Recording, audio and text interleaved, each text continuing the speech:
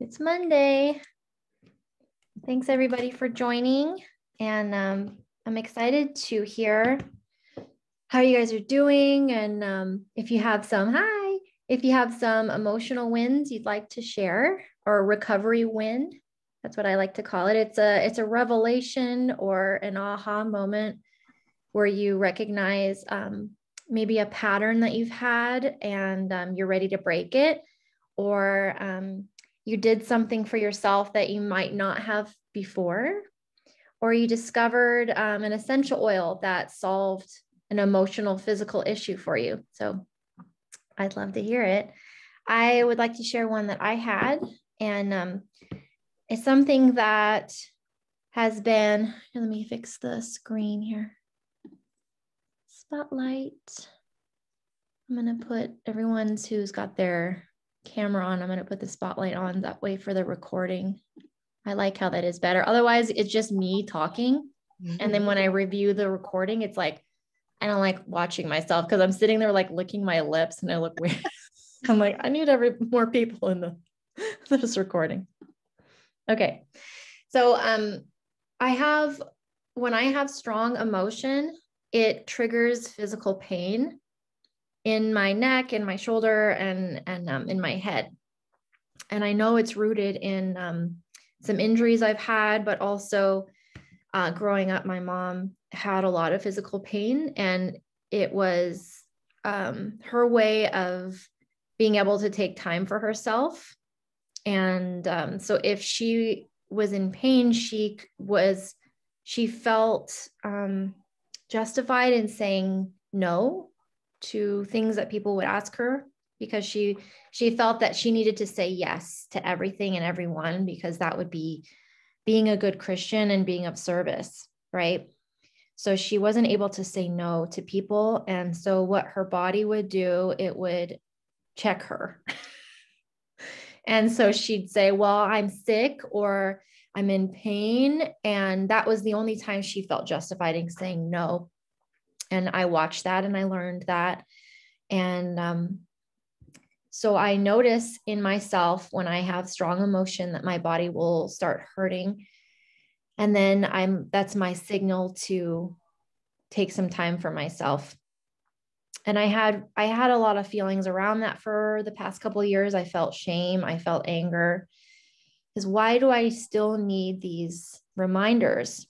You know, I want to clear that. I wanted God and me to have a closer relationship so that I wouldn't need those taps on the head to stop and take the time for me.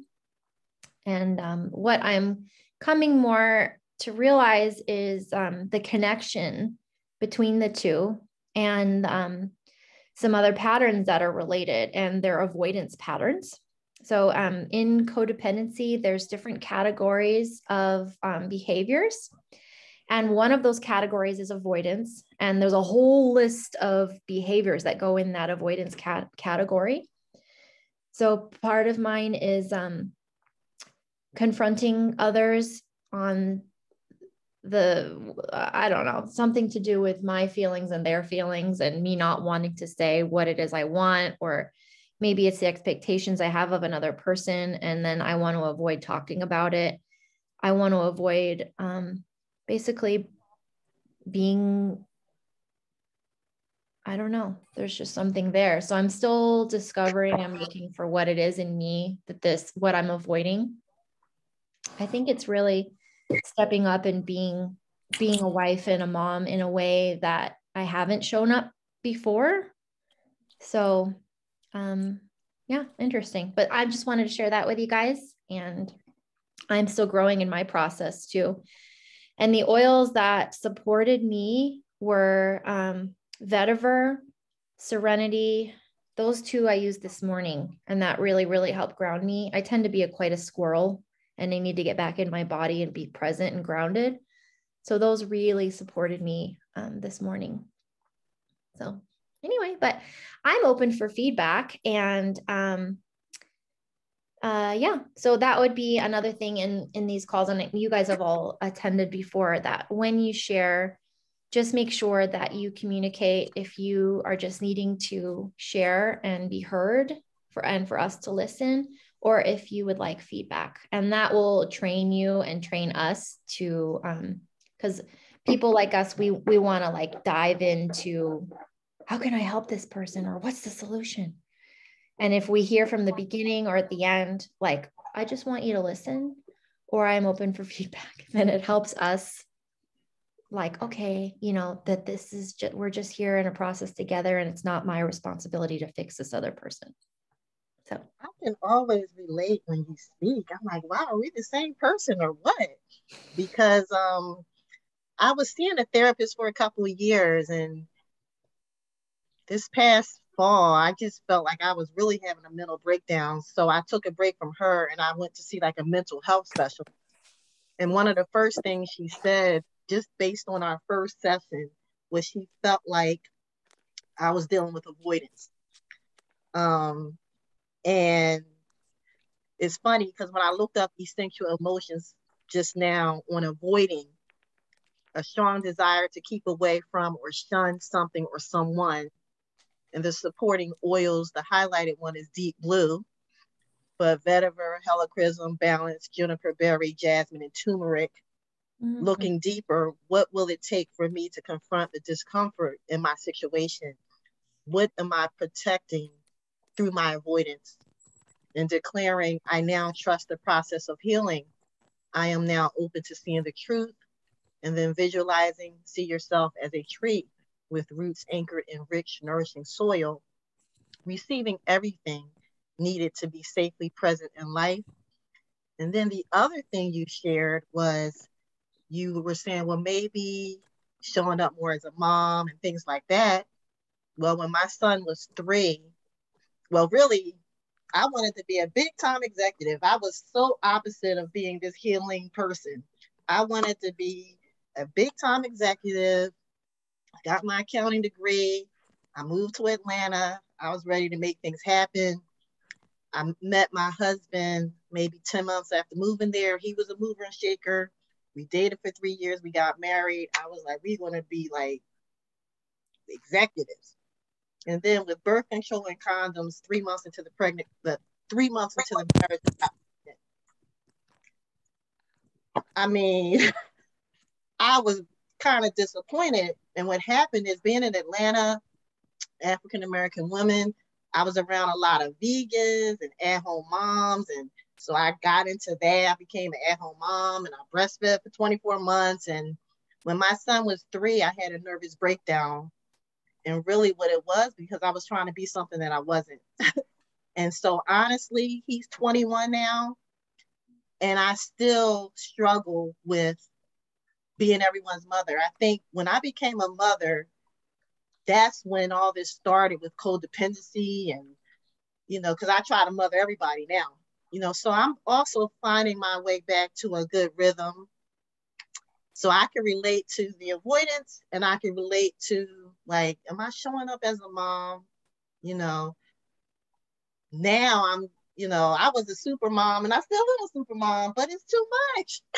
It's way too much. I go way too much, you know, and I just think that's still from that when he was 3, thinking, oh, I had to do all this to become a good mom. So I could definitely relate. So thank you for sharing because you always show me me. One of these days, Shanna, we're going to meet. Yes. I have so many friends now that I talk to a lot and I've never actually met them. Wow. Mm-hmm. Hey, everybody. Hi.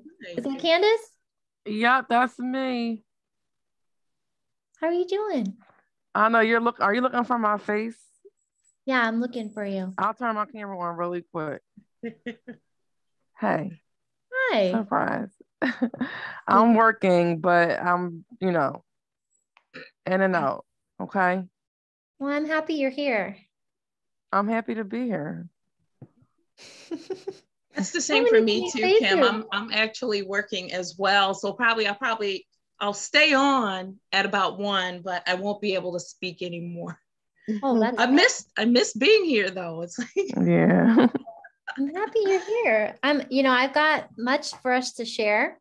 So a lot of times in our Monday morning sessions, we will practice Wim Hof together. Does that sound like fun? Always. So I'll put the video on, and you can turn your video off, because then you can just do the breathing. It takes about 6 minutes or a little less than that, maybe 4 minutes. We'll do 2 rounds. And basically what it is a continuous inhale and exhale. It's like you're going to be breathing kind of like you're blowing up a bubble and receiving the bubble, and blow up the bubble and receive the bubble for 30 breaths. And then you, at the end of the exhale, so everything exhale out, you hold your breath. And so in this video I'll play, it's the beginner one. So it's only for 30 seconds. And then you inhale for 15 seconds, and then you start again. So when I did this on my own, there's actually an app, the Wim Hof app, and you can control your own timer. So if you want to hold for longer, and the point of doing it is it's going to help your body build resilience, and it strengthens your lungs, which our lungs and our heart is where we hold a lot of emotion. So this is a way for us to use our oils and then integrate the energy, the trauma that your body wants to release. So the oils kind of like pinpoint where is it stuck. And then the action is the breathing and integration, so that you can just let it out. Kind of like the guy on the Green Mile. I forget the name of that actor, but he, at the end of receiving all of this energy from healing somebody, and he'd go, and you'd see all the flies or whatever it was that came out of his mouth. That's what's happening with us, is we need to have that moment to let it go. Or another example is when a small prey animal, like a rabbit, when it escapes. So say the fox was trying to eat it, or the coyote, and then it escapes. And now it goes back to its little hole, and it shakes. And it releases the charge of the trauma, of the feeling, of the emotion, of what the thing that happened. Humans do not do that. So we need to find a way to integrate those feelings out of our physical body, so that we're not holding these storage lockers of emotional pain, which in turn causes physical issues, right? So this is basically what I teach in these classes, and I'm in my own emotional and physical recovery process, and I find so much joy in sharing it with others and learning. We're all very smart women, and we have lots to share, and creating this safe container for us to do that is so special. So thank you, Kim. And before I take another call, can I share something really quick? Yes, please. All right, it's going to be like a weird analogy, and it may be a little queasy to some people, like, really, but hopefully you can look past that. So I seen a mouse on a mouse trap, and I just so happened to look over, and I seen the mouse fighting for its life. And it just hit me like started to feel intimidated that the mouse would win, that the mouse would get off the trap, and oh my gosh, what am I going to do? Right? So it gave me the analogy that for us, we're fighting up against a lot of things. Maybe it may be people, or anything you may be fighting against, particularly like if it's somebody else. Not for us to feel intimidated, because as people or spirits or whatever you may call it, negative energy, if they had eyes, right, they're seeing us fight for our life, fight for our families, fight for our success. And looking at that mouse, knowing that, feeling like, oh my God, this mouse might get off the trap. That's how people look at us in our situations. Like if we give up fighting, then, it's not actually us that should be intimidated. It should be the negative forces that are trying to come against us that are actually imitated because they don't want us to actually get that overall victory. And you could use that for any aspect of your life, whether it be like emotional well-being, or maybe you're starting a new business, or maybe you're a new parent, or you're a long-term parent. But I just wanted to kind of share that. I hope it makes sense what I just said. But yeah, I just wanted to share. Thanks you for sharing, Candace. Would you like feedback, or you wanted to just share it with us? No, good feedback. Yeah, sure. There's a book I think you would like. Okay. I have it sitting in front of me and just got it. It's called The Blue Ocean Strategy. Do you see this? Okay. I'm writing it down. Yes. And basically what it is, it's to help us find our true calling, so that in whatever work we do, whatever purpose we find, while we're here on earth, it is completely blown out of the water for any kind of competition. So I'll give an example. So like there's the circus. Mm-hmm. Okay, but then there's Cirque du Soleil. And it's a circus, right? Mm-hmm. But it's not a circus. So like we look at what makes a circus. It's all the weird sugary beverages and treats, and it's the cheap tickets, and it's the animals, and that kind of atmosphere. But Cirque du Soleil there's no weird beverage stuff, and it's all about the music, and it's all about location. And so it's like we look at who we are, and we don't have to participate in whatever that is that other people are doing. And what I'm feeling is that you have a gift for being a powerful person.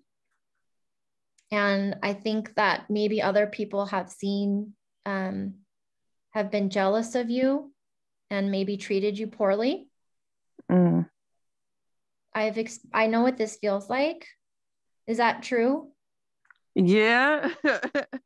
So, in this space that you have found, that doesn't exist. We are a support system, and there is no competition. We all want each other to win. Mm-hmm. This is a place where if you were on the mousetrap, I'd be like, hold on, just wait a minute. I'll be right back. I got a pencil. I'll get it off.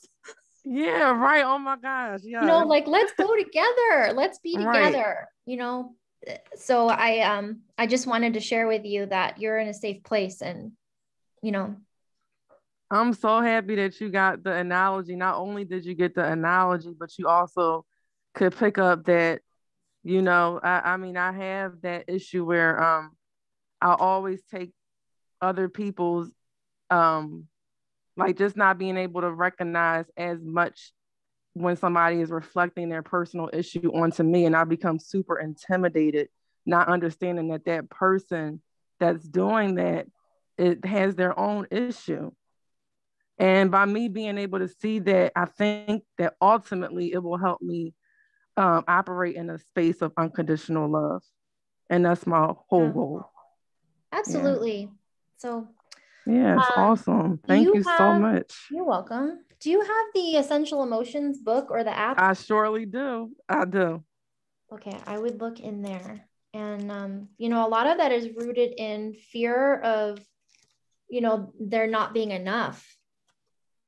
Mm-hmm. So when we're working toward building something, and then other people are projecting their scarcity onto us, yeah, then, we feel like, oh, what if like we start feeling their feelings? What if there's not enough? Yeah. Because we're like sponges, we feel each other's stuff. Mm-hmm. But then we let it go. There's always enough. Thank you so much. Yeah. So I'm gonna find the video for us. One sec. Let me share I'll find the video real quick.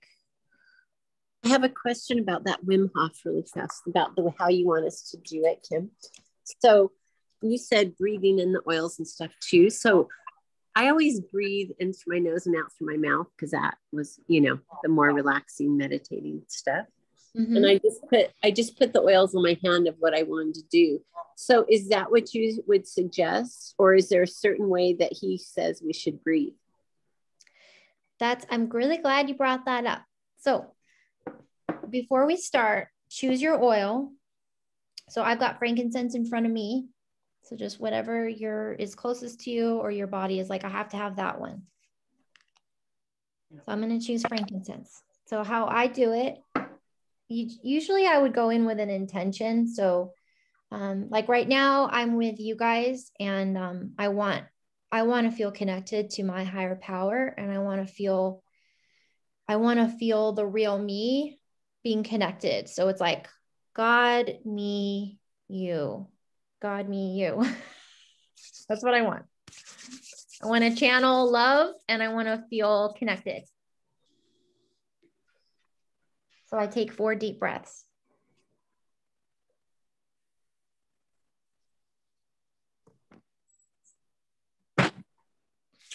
So it's been brought to my attention that when you breathe out of your mouth, which I like breathing in and out of my mouth. That's how I choose to do it, because it feels more like I like getting that high from the oxygen.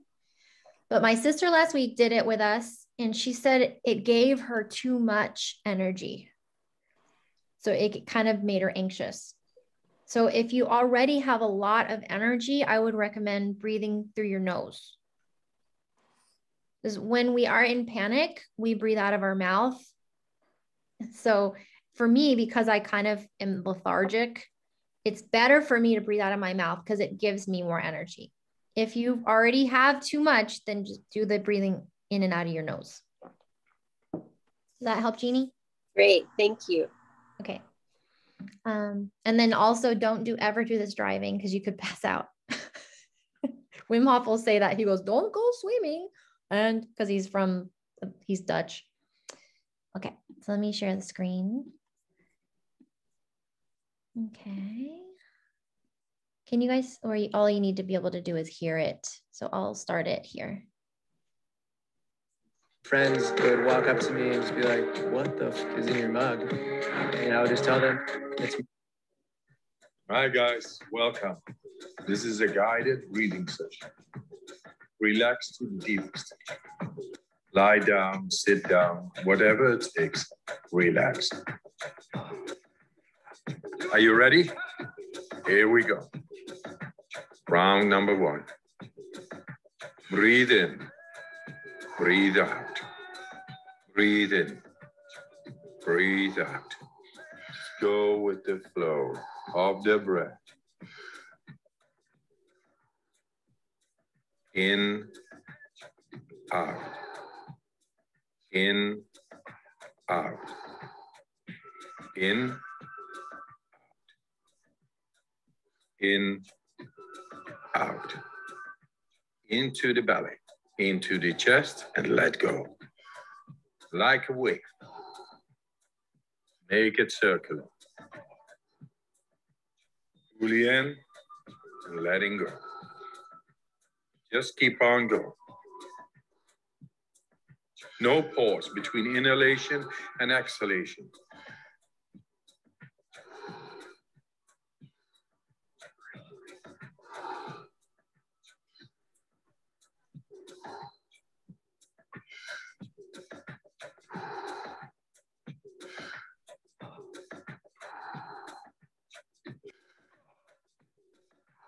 And more. Fully in, let it go.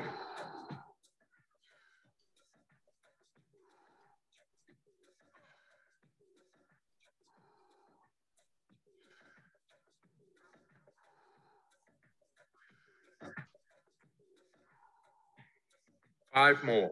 Let's give it all we got.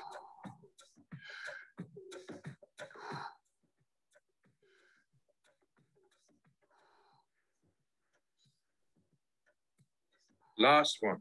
Fully in and let go. All right.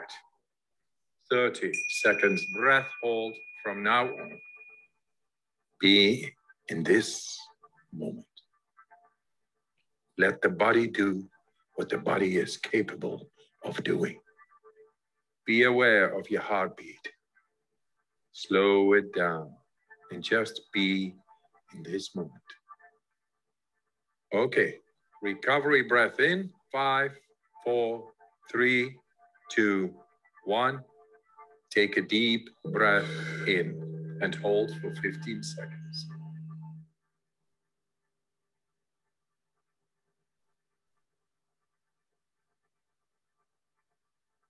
Exhale in 3, 2, 1. Let it go. Round number 2. Breathe in, breathe out. Breathe in, breathe out.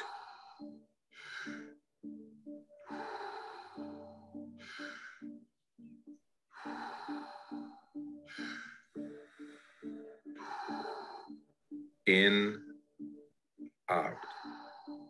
In, out. In, out. Into the belly, into the chest, and let go. Like a wave. Make it circular. Fully in and letting go. Just keep on going. No pause between inhalation and exhalation.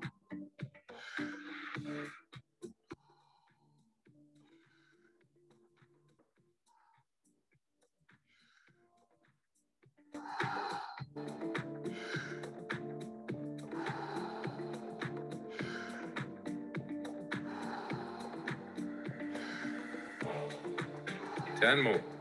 Fully in, let it go. Nice, deep, circular breaths.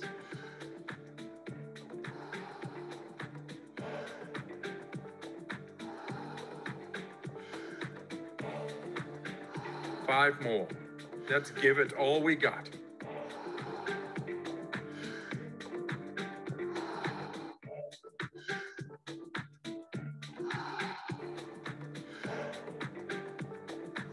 Last one. Fully in. And on the exhale, stop. 1 minute, breath hold from now on. Feel, become aware of your body. If your hands and feet are tingling, or you feel your body temperature is changing, that's okay. You're doing fantastic. If you need to breathe before I give the cue, that's okay.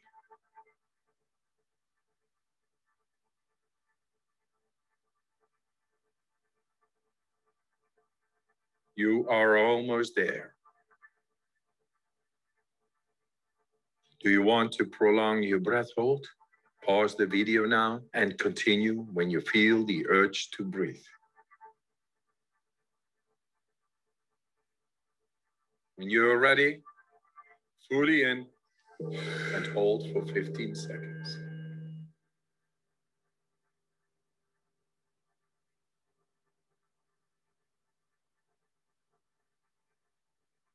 Exhale in 3, 2, 1.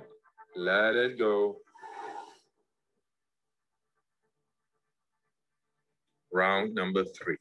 Back into that rhythm. Breathe in, breathe out. Breathe in, breathe out.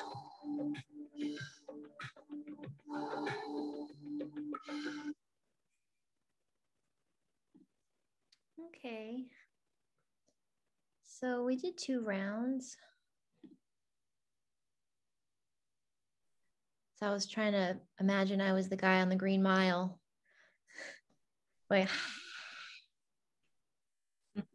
letting it all out. You're so funny, Kim. I'm so glad you stopped it because I started muting it. I was like, I can't do another round. Yeah, I was trying to stop it before it went into it, but I was struggling with buttons. Anyway. That was good. Would you like to share, Jeannie? Oh my gosh, I've had the most emotional morning. Oh gosh.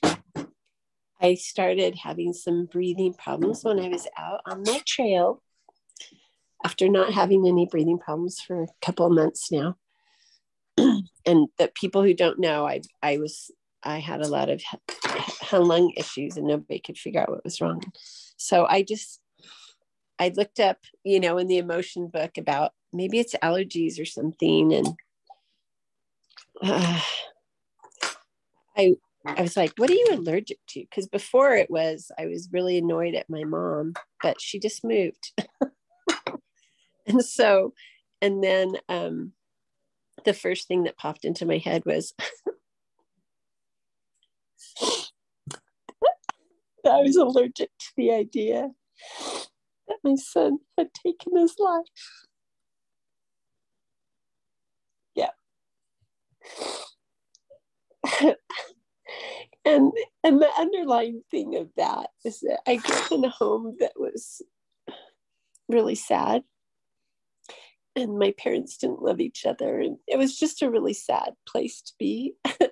But my way of coping was to turn everything into a fairy tale. And so, and pretend and like put on rose-colored glasses so that I couldn't see the sad. And so that is what I lived my life as, not seeing problems. I did that a lot, and it works great as a coping mechanism for a kid, but not as an adult. It's kind of like what you said earlier today when you were talking, and you said, avoidance too, and, not wanting to face our things. And so now I'm having to face the idea that my life isn't a fairy tale. That is I have allergic feelings to that. And anyway, so one of the oils that was in there was ginger, and another one that I looked up was, it was like powerless and stuck and things like that. And so I remember that, what's her name? Who's that? Mandingog, like she had this thing that was cinnamon. She has you use cinnamon and ginger together. Mm-hmm. And one of the things of powerless, one of the oils, one was ginger and one was jasmine. And I thought, ooh, ginger, jasmine. And so I was putting that on before we breathe too today. And then, and right when I pulled out jasmine this morning too, I had a customer text me and say, does doTERRA have jasmine? I want to get, no, she said, does doTERRA have ginger? I want to get ginger. And I was like, I just pulled out the ginger. We must be reading each other's minds. But anyway, so I did ginger and cinnamon and jasmine together when we were breathing. And I liked that. But I want to think of it like what you said, like the Green Mile guy, like letting go of all those things. And that's what I want to use my oils for, is to help release those things that are getting stuck. Because I told you guys this before, how, my massage therapist who does energy stuff, she could tell I was doing emotional work, but she said it was just getting stuck in other parts of my body. And you told me that the plants, how the lady who wrote that book, how she channeled the plants, and she's the one who said that the oils and the plants help us move it out of our bodies. And when I did that, my massage therapist could really tell a difference. But I haven't been using them a lot lately, because, when you're in a happy place, I don't know, for me, I'm not working on stuff because I'm in a happy place and I don't feel like I need. Anyway, I'm open to feedback if anybody has anything that they want to share back with me. I have a mantra for you. Awesome. I'm going to write it down as you talk. Progress, not perfection. Yeah. It's so hard for us to lean into suffering and surrender. It's not just your son, that it's your grief, right. You're grieving your whole childhood. Yes. You gave your kids something so magical, and I know that was an expectation that they would be happier than you were. Yes. Yep. I did. I did. You're right. That is what I did. I created magic for my kids. You did. Can I just tell them for a second a little snippet of what you did? Sure. I don't know what you know about me. Well, let me just tell you. This is like, what's that artist that you see the picture? He was on those big news sheets and the families at Thanksgiving. They're like from the 1930s, I think. What was that artist? Norman Rockwell. Okay. Jeannie's family is like Norman Rockwell. They have a Bradley family joke book, and she taught all her children to play classical piano, and she built a stage in her backyard where they would do like the play, like Shakespearean plays, and they made their own costumes so they could be like the Indian women with the dot and the sarongs, and I mean the magical things that this woman did in sharing. And it's just that we can't take responsibility for other people's decisions, and that includes our children. Right. Right. I know like my parents did the same thing for me. They wanted to give me everything they didn't get. They were severely neglected. They both came from alcoholic homes, and they clung to each other and wanted to create something magical. And they did, but my sisters and I still are alcoholics. It's choice. It's just, you never know what's going to happen with somebody. So I just want to share with you. I know that your son and I are the same age. Yeah. I appreciate everything that my parents did for me. And anyway, I love you so much, Jeannie. Thank you. Thank you, Kim. Yeah. Goodness gracious.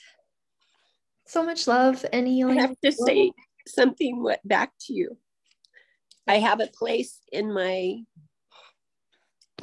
phone where I keep compliments from people. Because, sometimes I don't believe things about myself. So you said some things that I wrote down. I'm going to go put them in my place. So thank you.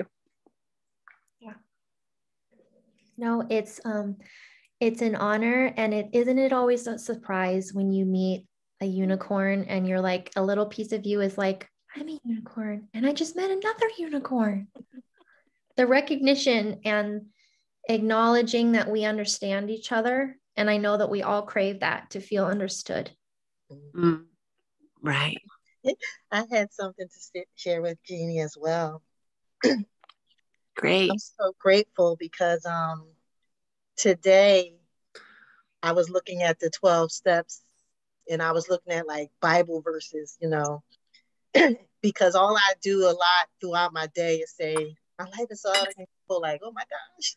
And so I said, let me revisit this based on the scripture.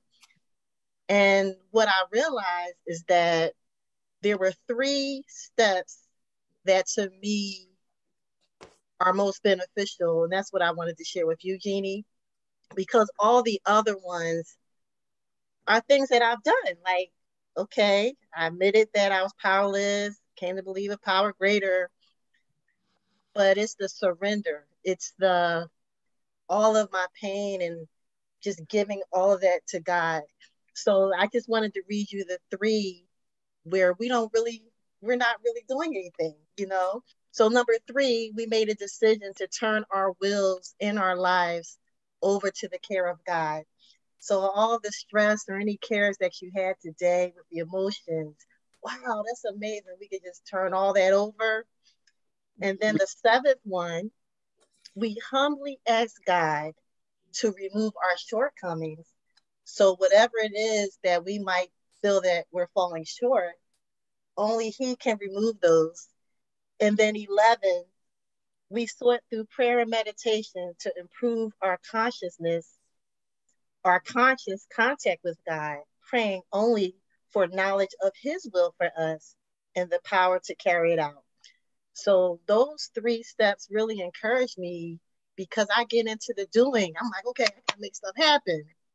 So I was just very grateful And I just pray that all will be well with you, as you seek, from your higher power, all the love and care that person or that power has for you. Wow. Thank you so much. Whoops. Yeah. Yeah, definitely. I mean, we do that. And I really was thrown into the arms of Jesus like never before, even though he's been my savior my whole life. You get thrown into his arms and all those things, but you just reminded me again, like we just have to always remind ourselves every day. So thank you. I appreciate it.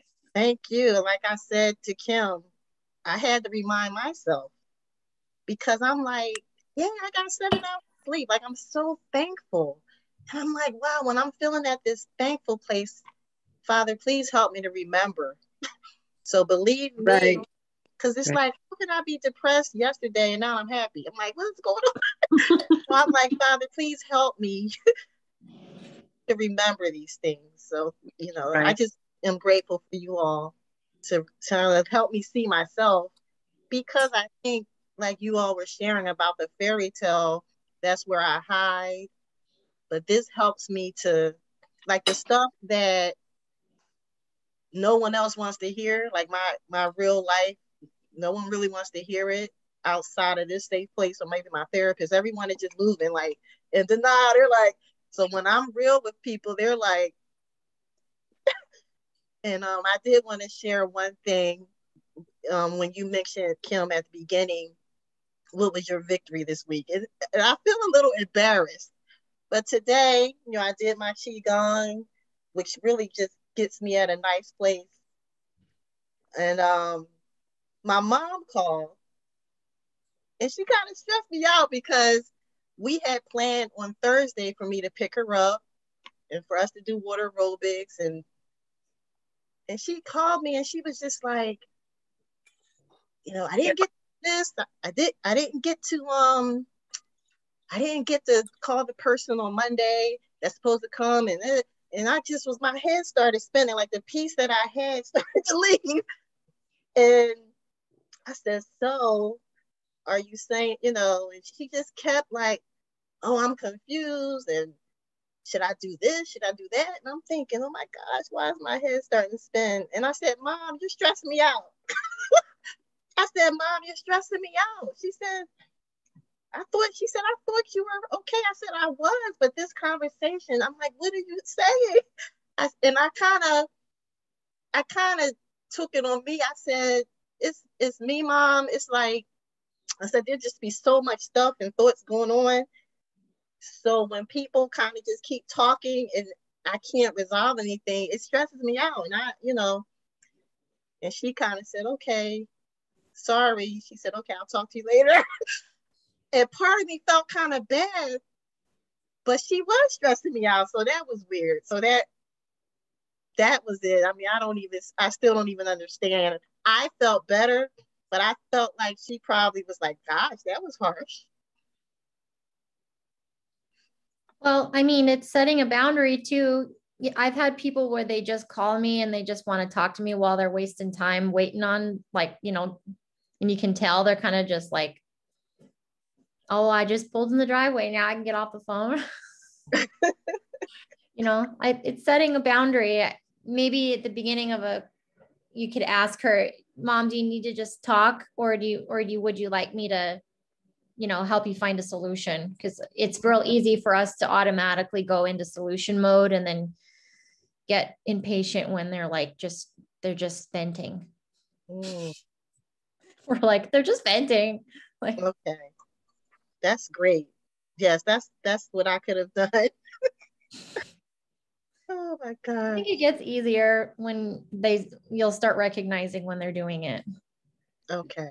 But I have the same problem with my mom. She wants to keep talking about, world news stuff. And I'm like, all I can do is pray for these people. They're very far away from me. So